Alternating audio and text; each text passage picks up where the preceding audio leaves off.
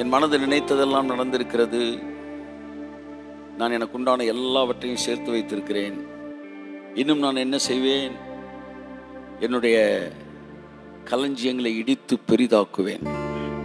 இன்னும் நான் சேர்த்து வைப்பேன் என்று சொன்னான்.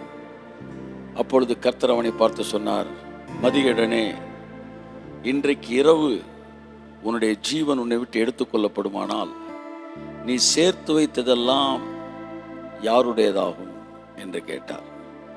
இந்த வசனத்தை வைத்து பொதுவாக என்ன பிரசங்கிப்பார்கள் என்றால், நம்ம எதையும் சேர்த்து வைக்கக்கூடாது, ஏன்னா உசுறு போயிடுச்சுன்னா எல்லாம் வேஸ்ட் ஆயிரும், அதனால சேர்த்து வைக்காத.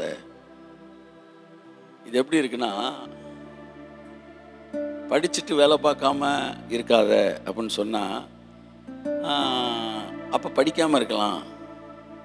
படித்து எவ்வளோ பேர் வேலை பார்க்காம வேலை இல்லாமல் இருக்கிறாங்க, அப்போ நான் படிக்காமல் இருக்கலாம் அப்படின்னு ரிவர்ஸ் ஆர்டரில் எடுக்கிறது.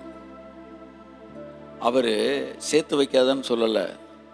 இன்னைக்கு செத்து போயிட்டீங்கன்னா சேர்த்து வச்சது யாருக்கு போகணும்னு அவர் கேட்டார். அப்படின்னா என்ன அர்த்தம்னா, நீ சாகக்கூடாதுரா, நீ சேர்த்து வச்சதை நீ அனுபவிக்கணும்.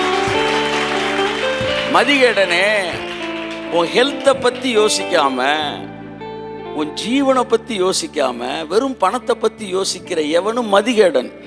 கர்த்தர் சொல்றாரு, பணத்தை பற்றி யோசி, அதை விட அதிகமாக உன் ஹெல்த்தை பற்றி யோசி.